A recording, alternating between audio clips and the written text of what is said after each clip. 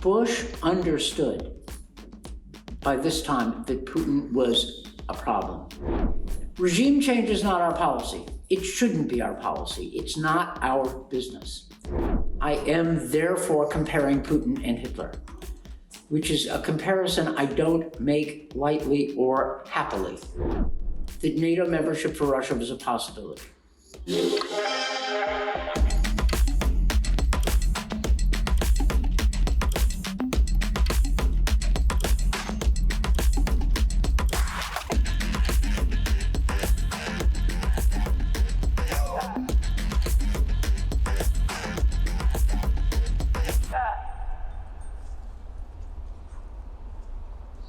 Hello, my name is Mikhail Ziger. Please subscribe to this YouTube channel because every week I'm speaking to the unique guests. And today I'm going to interview Daniel Fried, a prominent American diplomat who's also called architect of NATO enlargement. Hello, Ambassador. Ambassador Fried. My pleasure. Sometimes you are called Mr. Sanctions because of your huge experience in thinking of different sanctions, imposing sanctions against different countries. What's your approach to the current sanctions imposed on Russia? And do you think that they could stop war in Ukraine? In sanctions, follow the money is usually a good idea. Russia's biggest export is oil. The G7 is debating, agonizing actually, over how to reduce Russia's revenue from sales of oil. And this is not easy. The G7 announced that they were closing in on an initiative to do so, but they haven't yet decided how. They need to find a way to do it. Cut Putin's revenue from oil.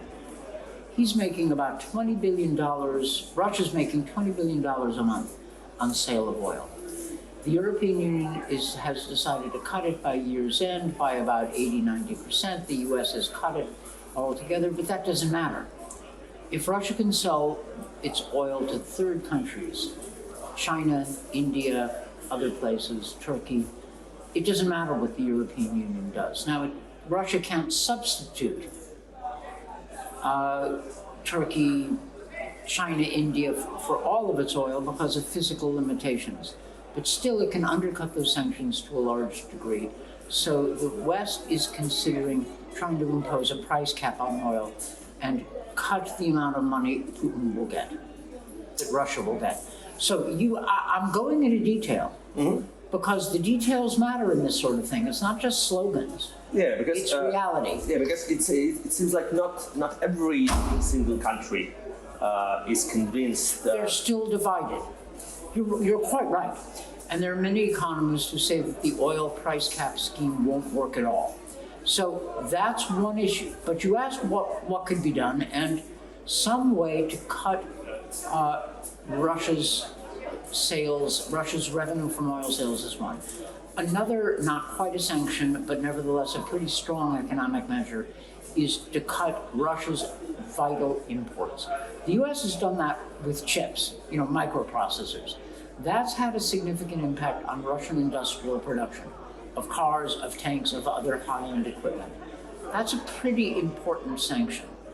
And the Chinese, as we heard yesterday from a Chinese representative at the Tokyo conference, the Chinese are not undercutting that sanction. I'm not guaranteeing that they won't undercut it, but they have not done so yet. Cutting Russia from vital imports it needs to maintain industrial production is a potentially potent, powerful sanction. We've already started with chips. We need to find other ways to do that. The G7 announced that it would try. That's pretty important. A third step, not quite a sanction, but a powerful measure, is to find a way to use the $300 billion of frozen Russian foreign exchange reserves that the G7 froze back in February and use that for Ukrainian reconstruction. Now, that's a heavy lift. Lawyers may object, central bankers may object, But I can promise you that when the US administration and European governments go to their parliaments and ask for more money for Ukraine, some lawmaker is going to say, wait a minute, why should taxpayers of Great Britain, France, Germany, Europe, or the United States fund to rebuild Ukraine after Putin's war when we're sitting on $300 billion of Russian money? And I suspect that we will find a way. This was buried in the G7 communique, if you read it closely. Now, I'm going into practice instead of theory, probably because you've heard enough of theory. And I wanted to answer your question with specifics. These are things we can do. The G7 also decided on higher tariffs for Russian exports. Probably a good idea. I don't know how much money is involved, but a squeeze on the Russian economy can have a cumulative effect. The good news is the effect will be strong. The bad news is the effect will not take place in time to be decisive in the military phase of Putin's war against Ukraine. To make a difference there, we need to increase the level of military, that is, weapons support for Ukraine. But don't be too skeptical about economic pressure on Russia. Where is the Soviet Union today? The Soviet Union failed because of the combination of Western economic pressure, even though it was inconsistently applied, and the inability of the Soviet economy to reform. And that combination ended up precipitating the decline and fall of the Soviet Union. Russia. Actually, it took some time for yes, exactly right, and that's the problem. Ukraine doesn't have that kind of time, which is why we can't rely just on economic measures to help Ukraine, which is why the military support is the more urgent.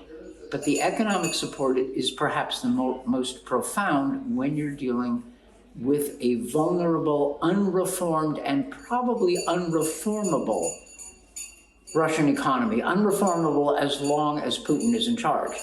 I mean, Russians aren't dumb. The Russians go to Silicon Valley and they become, high-tech geniuses. These are smart people, perfectly capable. But in the Putin system, it doesn't matter how smart and capable they are. It's basically a mafia state, and you need no American to tell you. Russians know exactly how this works. You used to be one of the leading diplomats in the State Department during the famous Bucharest summit of NATO. Yeah, I was there. Yes, when Ukraine as well as Georgia were were denied membership action plan for NATO. Do you consider that to be a mistake? Or do you think that the United States were not that assertive in trying to bring Ukraine and Georgia to NATO? We were plenty assertive. We lost. Tell that story. Tell me that story. The fact is, the Bush administration and President Bush himself wanted to push hard for a membership action plan, not membership, but a membership action plan for Georgia and Ukraine. We knew it was a gamble. We knew that the French and the Germans were opposed, but Bush wanted to push it. He judged that the pressure of a summit might lead to a more favorable outcome, and he was willing to take the risk. And he was willing to take the risk because he realized that this might be the last chance. And we went to the Bucharest summit and failed.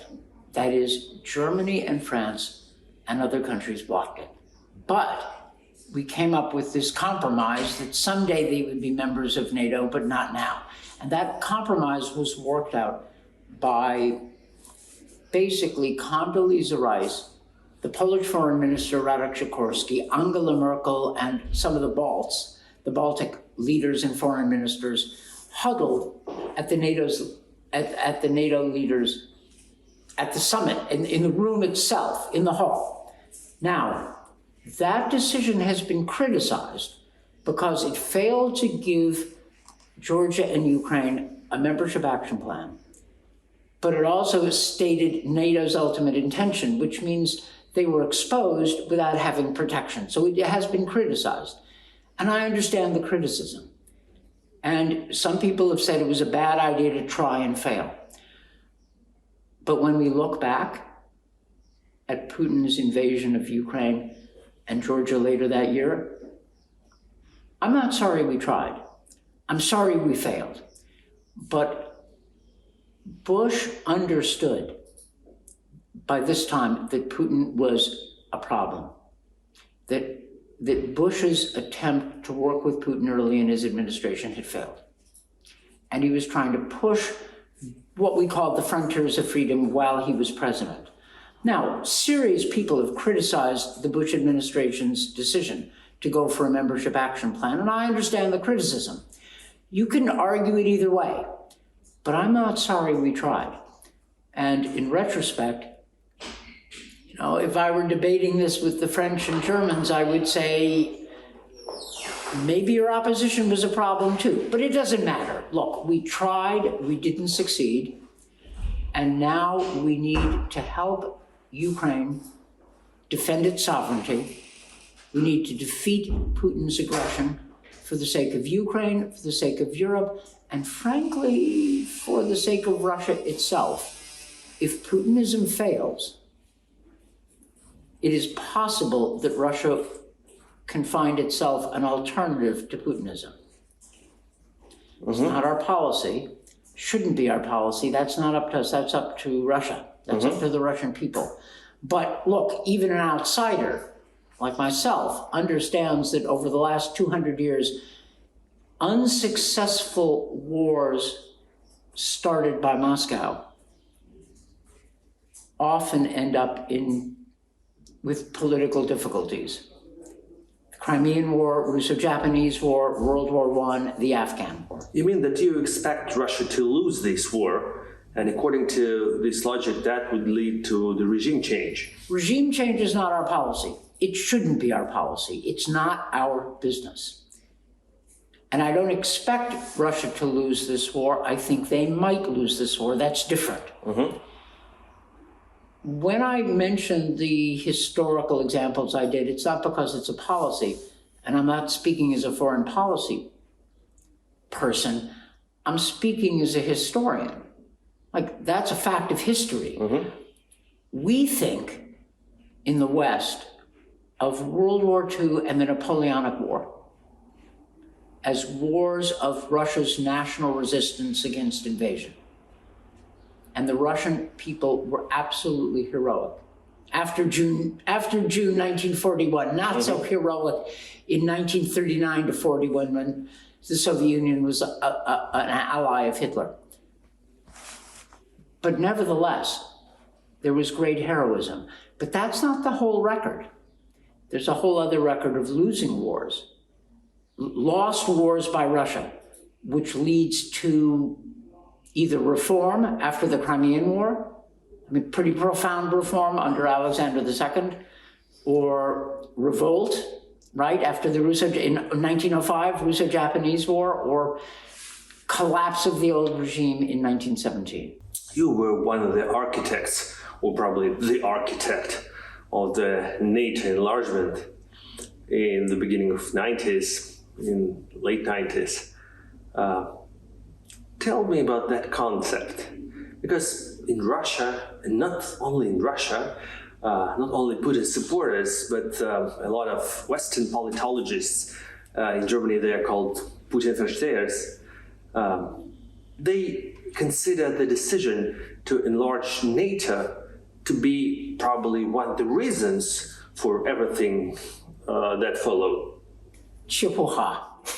I'm familiar with the theory, but I want to answer your question straight up.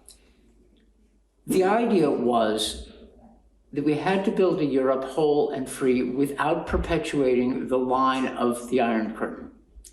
NATO enlargement was a means to that end. But NATO enlargement was not the sole policy. In parallel with NATO enlargement, we devised a policy of a NATO-Russia relationship, the Founding Act, right, in 1997, which offered basically what we called an alliance with the alliance. That is a NATO-Russia partnership that could grow into a real alliance. We thought it was possible, and that was the desired outcome. That is, enlarge NATO, but also build a security relationship with Russia, which had the intellectual capital, the way of thinking that was global and great knowledge about the world. And if that knowledge could be put to good use as opposed to bad use, Russia would have been a splendid partner and even an ally. And we didn't slam the door on that. But we weren't going to work solely with Russia and then tell the 100 million Europeans between the Baltic and the Black Sea that they were part of a gray zone and meaning part of a Russian sphere of domination. We weren't going to do that. And why would we? After all, Moscow doesn't own the 100 million Europeans from the Baltic to the Black Sea. They conquered them. And these countries overthrew communism on their own in the name of both universal democratic values and national patriotism. We wanted to support both a potentially new Russia and the freedom and sovereignty of the newly self-liberated Europeans. That was the theory. Now, it sort of half worked out. Mm-hmm. It didn't work out with Russia because Russia did not, let us say, was unable or did not continue its European direction. Elaborate a bit. Why it didn't work out for Russia? What went wrong? Well, what went wrong was Russia, I think, was not committed to the kind of national transformation that it would take. It was harder for Russia than it was, for example, for Poland. Harder because Russia, when communism fell, Russia also experienced an imperial collapse. And that was traumatic. When communism fell in Poland, Poland regained its national sovereignty. So they had a great sense of liberation, and then they could, as the Poles said at the time, invest the political capital of liberation into economic transformation, which is what they did. Russia had experienced a kind of a liberation from communism, that's true. I mean, think of the Russians demonstrating in August 1991 in favor, against the coup, against the Soviet coup, in favor of Yeltsin, which was kind of in favor of democracy and a new beginning for Russia. But I think we underestimated the national trauma of an imperial collapse, and it made it harder for those Russians in the leadership who wanted to transform their country to succeed. But the notion that the United States should have allowed Russia to reclaim its former sphere of domination in Eastern Europe as a consolation prize for the collapse of the Soviet Union is strategically flawed and morally abhorrent. How could we have done that? What, essentially do what? A new Molotov-Ribbentrop Pact, where we secretly go to Moscow and say, draw a line on a map and say, well, east of this line belongs to you and you can reclaim it as soon as you're strong enough? Now, that's not what Western critics of NATO enlargement say they want, but it's the effect of what they say they want. Who could have done that? The problem is that Russia is neither reformed nor satisfied with being a country. Putin has said publicly he wants Russia to be an empire. That's not a formula for stability. It's a formula for endless conflict. and it's a formula for Russia's economic isolation. It can be part of the world, or it can try to be an empire, but it can't be both. And that's too bad. For those of us, look, you said I was a sanctions person. I'm not really. I spent 4 years as the State Department coordinator for sanctions. But I spent over 40 years studying Russia, working in Russia, working on US policy toward Russia, as well as Eastern Europe. Look, I first visited Russia in 1973. So I'm a foreigner, right? I'm an American. But for an American, I know a fair amount about Russia. Again, for an American, I'm modest here because, you know, I haven't lived in Russia in years, and I couldn't go back even if I wanted to. Am I right that President Clinton in the beginning was very skeptical about NATO enlargement? You should read, well, straight answer, yes. But you should read an op-ed that Clinton wrote recently about NATO enlargement. And I read it and I laughed because there was the language he used in the op-ed, which earlier this year, was exactly the language he used at the time. And basically he said, we had to prepare for the worst, that is a non-democratic and aggressive Russia, while we hoped for the best, for a better Russia, which is what he said at the time, and I hadn't heard it in years, and there it was back in the op-ed. But you're perfectly right that he started out hesitating about NATO enlargement. And the reason he changed is because he thought through the consequences of never enlarging NATO. And he didn't like those consequences, because the consequences meant a perpetuation of the line of the Cold War. That is, recognition of a Moscow sphere of domination over Europe, over Eastern Europe, a portion of Europe. And he didn't think this was sound strategy, and he was right.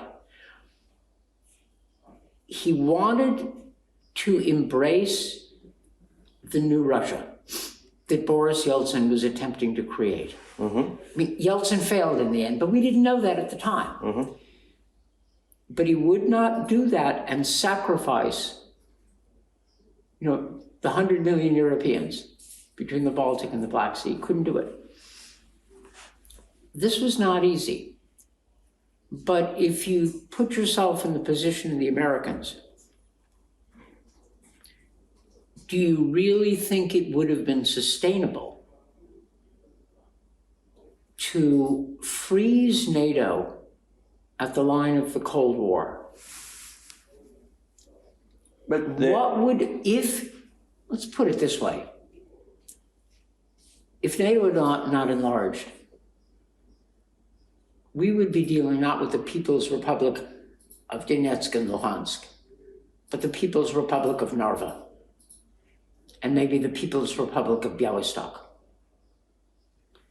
You know perfectly well that Putin would have tried to take back the Baltic states. He would have done it by now if it weren't for NATO enlargement. You don't think so? Think again. In the beginning of his presidency, President Putin, and you probably know about that, not officially, but during different negotiations, had an idea of Russia joining NATO. Correct, that's come out recently. But I'll tell you a story. I remember, this has come out recently. In the Bush administration, I was at the NSC, working with Condi Rice. We debated among ourselves whether we should quietly mention to the Kremlin that NATO membership for Russia was a possibility. And Condi Rice was skeptical. I thought we should tell the Russians it was possible. She called me into her office one day and said, okay, because I was in favor of it, she was skeptical. She said to me, okay, Dan, I mentioned this to Sergei Ivanov. And Sergei Ivanov replied, we don't want to be a member of NATO. We don't want to join an organization where we have a vote equal to that of Latvia. Don't raise this again. Mm-hmm. And she looked at me and said, satisfied? My point is that we made the offer. And we did it quietly. That is, not in a public way to try to put Russia on the spot or embarrass them. We wanted to know whether this was something that the new President Putin, he was then new, we didn't know him, right? And he was getting along with Bush just fine after their meeting at Bordeaux Castle in Slovenia in June 2001. Whether this was something we should think about. And I was in favor of it. I thought, okay, hold it open as a possibility. Russians weren't interested. We still worked well, in the Bush administration, we worked well with Putin, or we thought we were. It wasn't NATO enlargement that caused the relationship to go sour. We even invited the Baltic countries into NATO at the Prague NATO summit in November 2002. And the relationship stayed good. What changed in the Russian attitude, as far as we could tell, was not NATO enlargement, it was the color revolutions. Mm-hmm. We were responsible, the Bush administration was responsible for NATO enlargement and the Baltic states joining NATO. It wasn't just the Bush administration, but Bush decided to push for it. That was his call. We weren't responsible for the color revolutions. That wasn't our idea. We weren't behind it. We didn't organize it. We were surprised by, Saakashvili storming the parliament and the Rose Revolution. We didn't see the Orange Revolution coming. We didn't organize it. But Putin thought we did. Yeah. Typical Chechista, right? Mm-hmm. He thought we were doing it. We're not that good. We're not that good. I was just astonished once when the Russian television started accusing me of being the Shari Cardinal of the color revolutions. And I thought, what are they kidding? We're spending we're spending billions and billions of dollars in Iraq and we can't get anything done, but on no budget, I'm supposed to be organizing revolutions? It's ridiculous. Did President Bush try to convince Vladimir Putin that Americans are not to blame? I think he tried, but Putin believed we were doing it. Look, there's a story I remember from World War II. Anna Akhmatova was traveling around Russian cities and reading her poetry in these horrible conditions of the war. And these were Russians and educated people who had survived everything, the revolution, the purges, Stalinism, World War II, and some of them had fled from parts of Western Russia under German occupation or out of Leningrad or out of Moscow. And she was greeted with great enthusiasm, with rapturous applause. And when news of this came to Stalin, he said, and who organized these spontaneous demonstrations? Mm-hmm. He thought it was some operation. And when Putin thought that we organized the color revolutions, I thought of that. Mm-hmm. Like, how Soviet, how Stalinist. We didn't have anything to do with it. Mm-hmm. We're not that good. Putin never understood that societies can actually come to conclusions about their own future. That it isn't all a manipulation. It isn't all some foreign intelligence operation. That's nonsense. Uh-huh. But he doesn't think so. I mean, it's a typical Chechist, from the Leningradsky Bielый Dom. Speaking about the reaction of the United States to the war in Georgia in 2008, what was your perception that time? What did you think that time should have been done, or could have been done, or could have done? No, that's a very fair question. I was the Assistant Secretary for European Affairs, and I was worried that Putin was going to attack. But as a government, we didn't see it.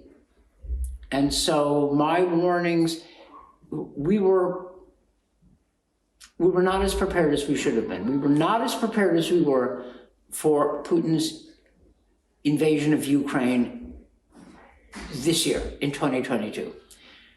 This time we got it. In 2008, we didn't. When Putin attacked, the Bush administration reacted quickly to help move Georgian troops back to Georgia from Iraq. It's not that far. And we made it clear to Putin that there would be big consequences if he didn't stop. And he did stop. You remember the war started sort of Thursday, on August 7th on a Thursday night, Friday morning. And by Monday, the Russians had broken through, the Georgian army was in retreat, and it looked like the Russians could move on Tbilisi, but they stopped and they turned around. And then they accepted a ceasefire, which was not a very good one. It was based on the 6-point ceasefire that Sarkozy negotiated. Excuse me, that Sarkozy negotiated, and we supported it. We helped stabilize Georgia. We provided economic assistance. But the Bush administration was out of time. It was 2008, it was done.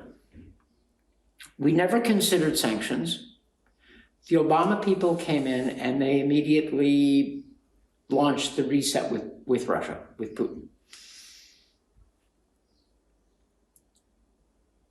We didn't, as a country, draw long-term consequences. Now, Condi Rice gave a speech, I think it was in September or October 2008, which is worth reading because it basically sounds like the Biden policy now.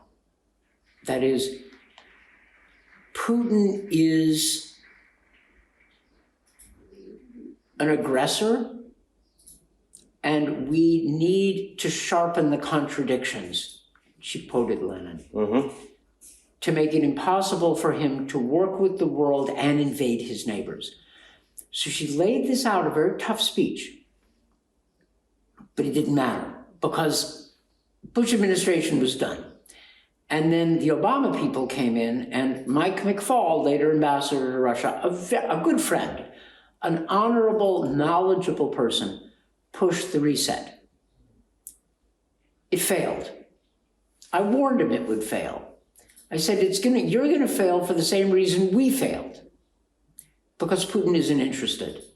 But go ahead and try. And I never criticized him for trying. Go ahead. And of course, the Obama people failed when Putin invaded Ukraine in 2014. So I want to go back to your earlier question about NATO enlargement.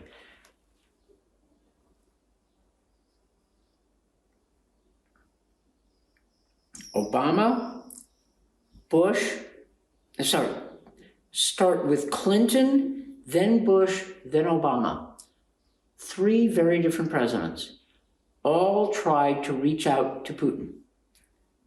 All tried to do so for the same reason. Like, US and Russia getting along is probably a good thing. All 3 failed. Because Putin's conditions for good relations with the United States were conditions no US president, until possibly Donald Trump, could accept, which is a complete free hand in repression at home and a free hand in oppression abroad, Georgia, Ukraine. We couldn't do it. We couldn't accept it. it's not a practical policy to even tacitly accept a Russian sphere of influence. And here's why. In 2013, Putin had exactly what he claims he wants in Ukraine. He had a sympathetic ruler, Yanukovych, on the throne. NATO membership for Ukraine was dead. The Ukrainian government wasn't interested. And the US accepted it, right? The US was fine with it. They didn't love it, but it didn't matter. Yanukovych had been elected. He was in power. So what happens? To assuage Ukrainian public opinion, which was now moving in a pro-European direction, Yanukovych agreed to sign an association agreement with the EU. Putin told him he couldn't do it. That started demonstrations in the Maidan, which we, in the Obama administration, expected would fail. Yanukovych repressed them. They grew. Yanukovych started shooting people. Then it became a national revolt. Putin thinks we organized it. No, we didn't. Putin made that happen because he forced his guy, his man, Yanukovych, to turn against Ukrainian public opinion. Had Putin said, yeah, go ahead and sign the association agreement, and then, we'll undermine it, the Maidan wouldn't have happened. Putin's war against Ukraine would have been unnecessary from the Kremlin's point of view. They could have chipped away at this association agreement, slowly, slice by slice. But Putin was greedy and arrogant. That's why a Russian sphere of influence doesn't work, because it's not stable. The Ukrainians wanted some movement toward Europe, and Putin was too determined to stop anything like that. And he had a conflict. That's not an American thing. Putin thinks that Toria Nuland, now the Undersecretary of State for Political Affairs, then the Assistant Secretary of State, he thinks that Toria Nuland organized it just like they used to think I organized the color revolutions. It's nonsense. It's idiocy. No, we didn't. But Putin thinks we did. Well, what do I know what he thinks? He acts as if we did. No, we didn't. Was it clear for you that after the annexation of Crimea, after the first Ukrainian war in 2014, that the second war, big war, would follow? It wasn't clear the way you just put it. What was clear is that Putin wanted to conquer Ukraine. And that Putin was determined to be a rejectionist, by which I mean he wanted to reject the agreements by which the Cold War ended and overturn them. Just as Germany sought to overturn the post-World War I order.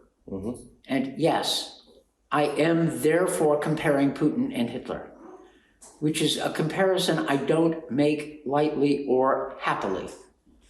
But the parallels are striking. Look at current Russian propaganda. Sometimes they copy Nazi propaganda posters, almost exactly.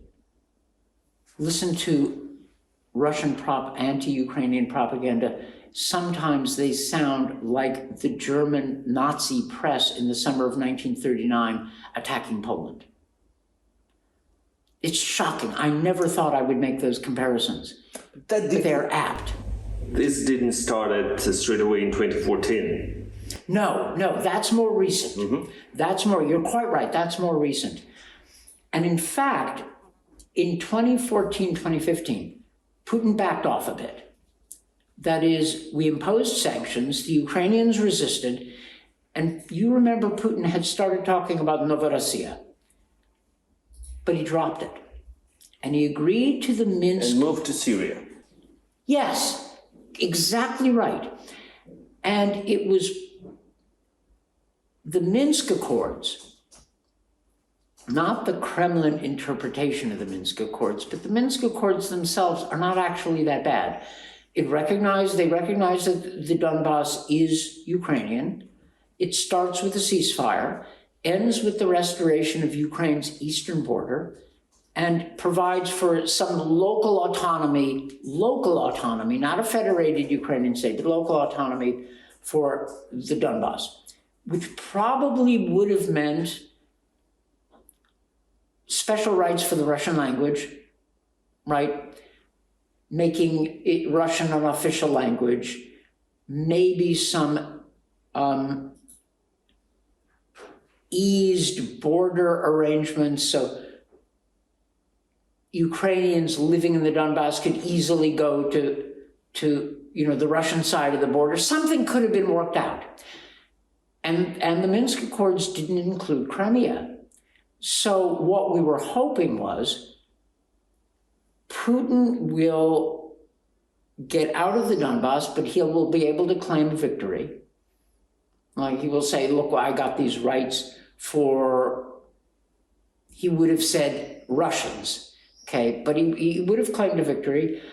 And then we would have not recognized his annexation of Crimea, but the Russians would have continued their occupation for a long time. And that would have been it. That is, Ukraine could go on with its national life. The sanctions, we had agreed, my agreement with the Europeans was we would remove the sanctions, except for if Minsk was implemented, we would remove the sanctions on Russia, keeping only those sanctions with respect to Crimea. And we thought this was possible. Now, we were wrong. Mm-hmm. Okay, Putin had no intention of respecting the Minsk Accords, so he reinterpreted them to say that they required a federal Ukraine, something like the Cossack plan for Moldova, which they don't.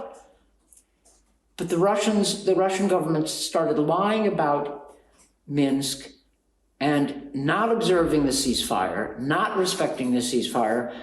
And our mistake in the Obama administration is that we didn't increase the sanctions then. We should have. If I could visit myself in a time machine, I'd go back to the end of 2015 and say, nope, time to increase sanctions. But the Obama people didn't do it because we were in an election year, and then we were debating what to do about Russian interference in our election using disinformation. Probably a mistake on our part. Mm-hmm. But I understand, I understand why we did it. We were still wrong. But my point is, after 2014, if Putin wanted a settlement in Ukraine, he could have taken Minsk and had a settlement. And you're right, he went to Syria. And we thought, okay, maybe this is over. We were wrong. Putin decided to go forward with, I don't know, the Glaziev plan or, his dreams of empire. And look what's happened to Russia. Look what's happened to Russia. It really is isolated, and its economy really is going to be under pressure. Speaking about isolation, it seems like there are a lot of countries which are at the same time denouncing Russian invasion to Ukraine, but also they, at least their leaders, share some patterns of Putin's ideology, Putin's behavior. Sometimes they look like Putin's copycats, probably due to the anti-Americanism that is popular in their societies. I have in mind Brazil, India, or all Latin American countries, Asia, Africa. Is that a problem for America? Probably partially because of Iraq War, or because several problems in the past of American foreign policy. Putin doesn't look like really isolated leader. So this comes up a lot, that many observers say something like what you've just said, which is Europe and the United States and maybe the G7 are mad at Putin, but the global South has a lot of sympathy for him. Therefore, he's not isolated. That Russia and China together have a lot of appeal, that anti-Western feeling, anti-Americanism means that Putin can prevail. Like, you didn't quite say that, but I've heard variants of that argument. But you remember the Cold War. During the Cold War, the global South, the non-aligned movement, was rather sympathetic often to Moscow. Africa, India, large parts of Latin America. So this isn't new. China had been aligned with the Soviet Union, you know, the period of eternal Sino-Soviet friendship in the 1950s. So this isn't actually that new. Many people thought the Soviet Union was winning the Cold War, partly because of Soviet appeal to anti-imperialism, so-called, in the Third World. I'm not saying that you're wrong or that it's not a problem. I'm saying you need to put this in historical perspective. The fact that the non-aligned movement in the Cold War had some sympathy for the Soviet Union didn't save the Soviet Union. Let's put aside Putin. I don't think that Putin is prevailing, but there is another problem. Do you think that Putin's style populism that is becoming more and more popular, I don't think that it will help Putin, but at the same time, it is spreading all across the world and it's becoming more and more popular.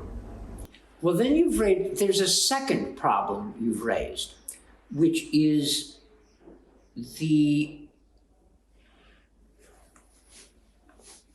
decline of the appeal of democracy and the rise of authoritarians. That's a separate problem, and it's a serious one, more serious in my view. It's also true that in the United States, there is an authoritarian movement around Donald Trump. I mean, I don't say this with a lot of pride as an American, but he tried to overturn an election. He was trying to organize a coup in January 2021 to block the peaceful transfer of power. I don't think he was as close to succeeding as many people think, but the fact that I have to think about that is not good. So you have an authoritarian resurgence that we haven't seen since the 1930s. That is, the Russian and Chinese model, as you said, finds adherents elsewhere in the world. And there's a sag in democratic self-confidence. Look at our politics in the United States. And problems in many European countries.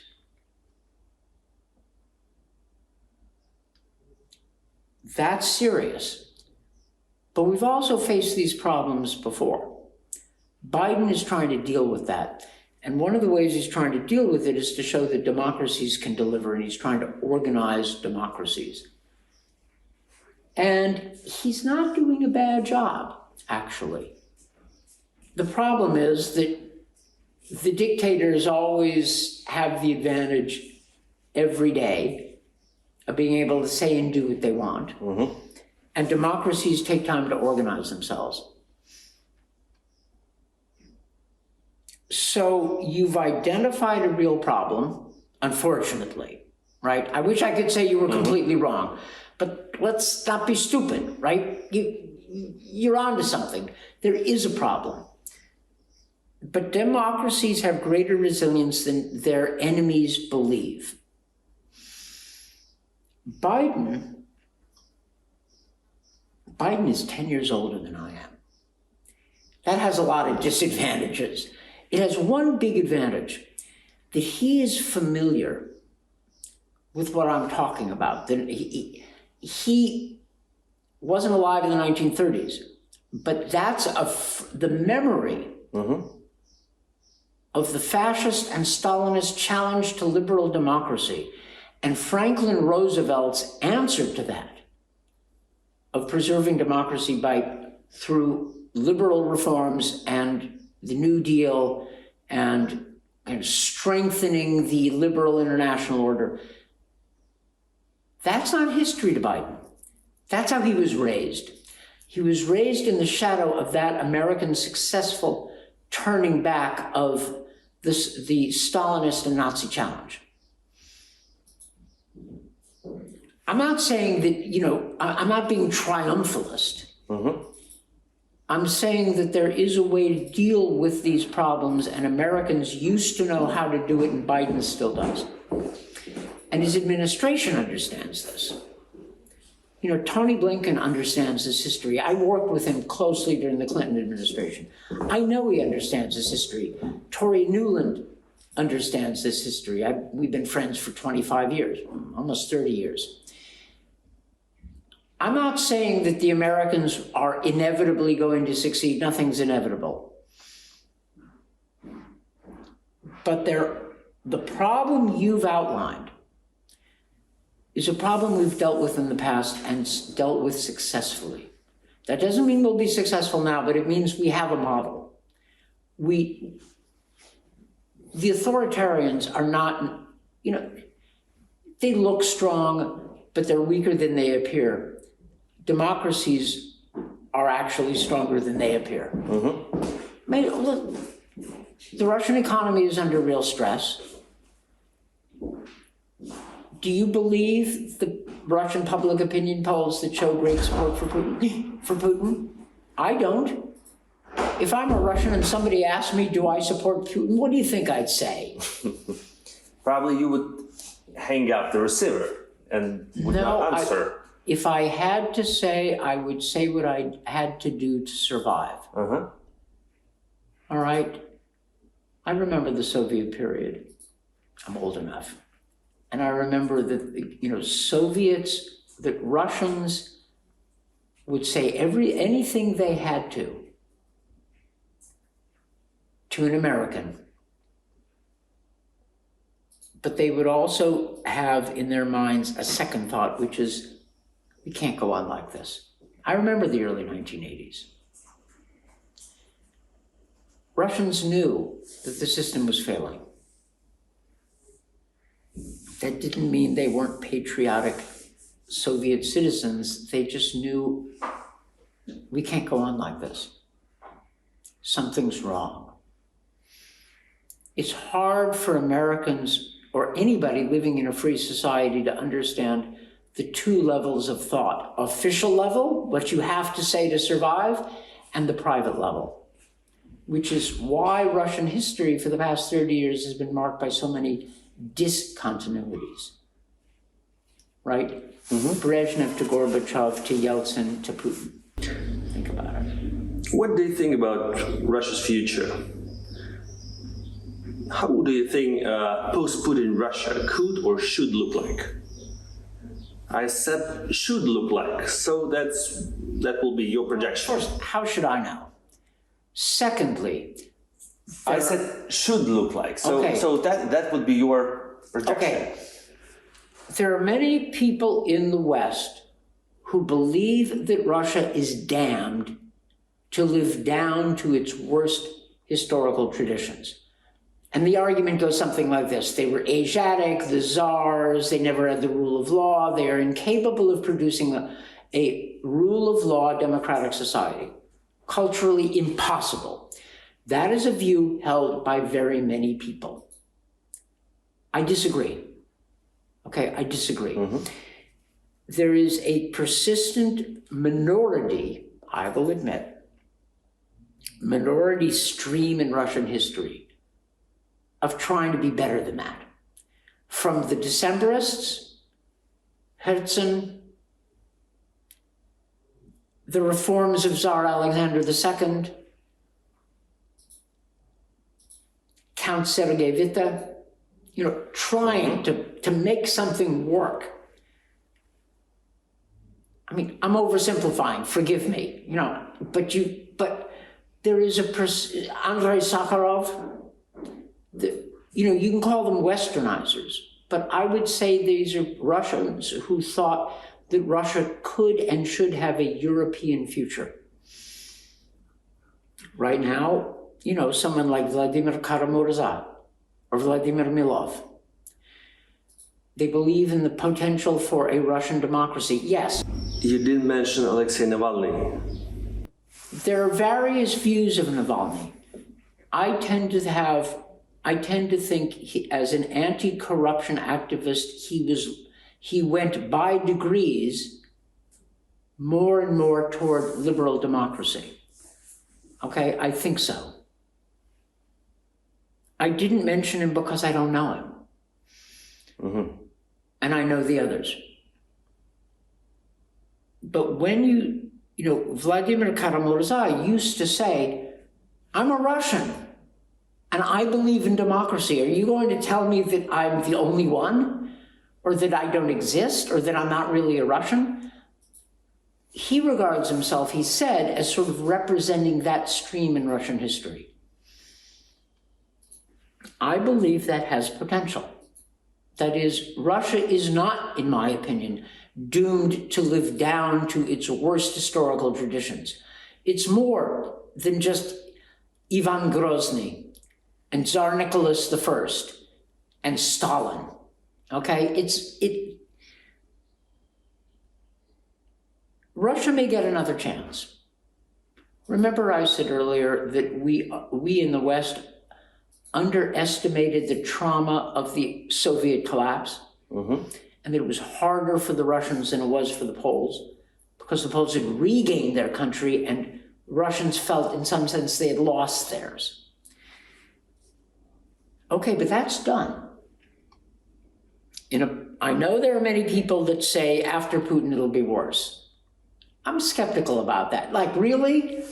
What's worse? What's worse?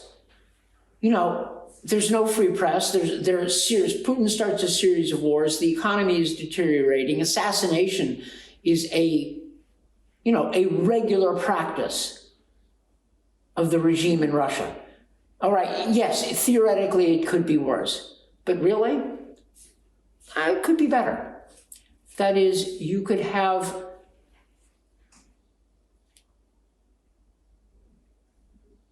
a new Russian leadership that wants to end Russia's current isolation, restore its economy.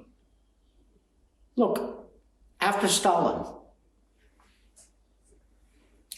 dies, and a few months later,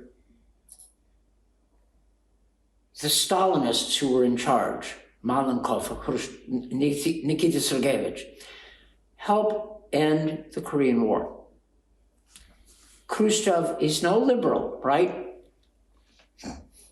But he gives the secret speech and he tries to modernize the Soviet Union.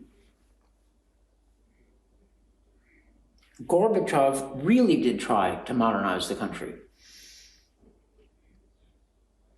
If a new Russian leadership that tries to modernize the country comes to power, they will not have the burden that Yeltsin had of being Russia's leader after an imperial collapse. That will have already happened. I'm not projecting. There's going to be another imperial collapse. Maybe. Because Putin has just built imaginary empire. But at least majority, but at least some part of Russian population believes in it. So that imaginary empire is going to collapse one day.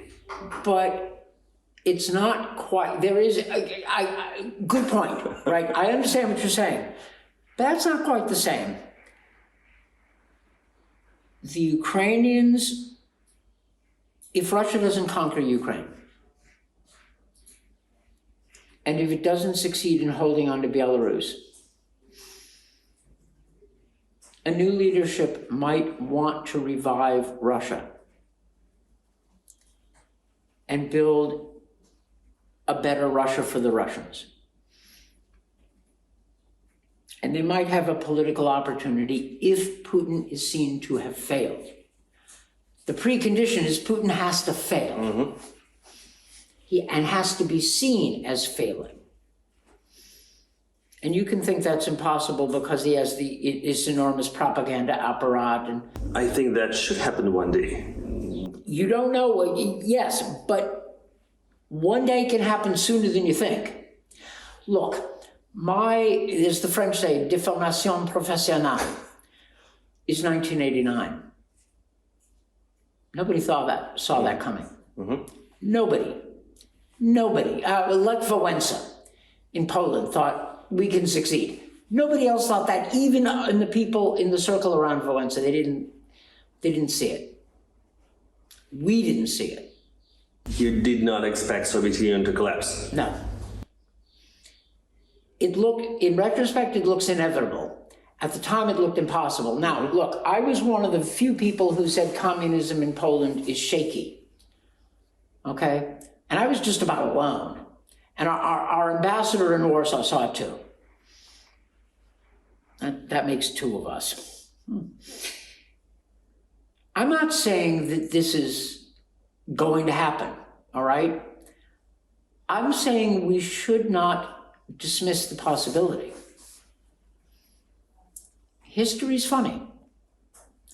You don't know. Look, I'm not in government. Regime change in Russia is not our policy, it's not our business.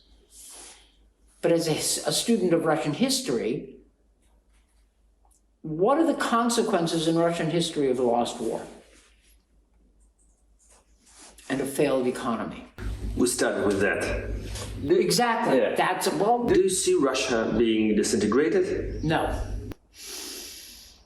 No, I don't. I mean, I know there's this theory that Tatarstan or Chechnya could, claim independence. I'm skeptical about that. I don't know. But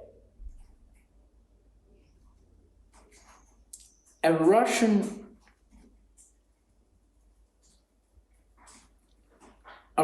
leader that can modernize the country or start modernizing the country and show decent respect for Russians and not treat them like idiots or serfs or suckers, frere, There might actually be a political constituency for that if Putinism is seen to have failed. Right? I don't know any of this. Right now, and I said so at this conference, the West's policy should consist of military support for Ukraine and economic pressure on Russia.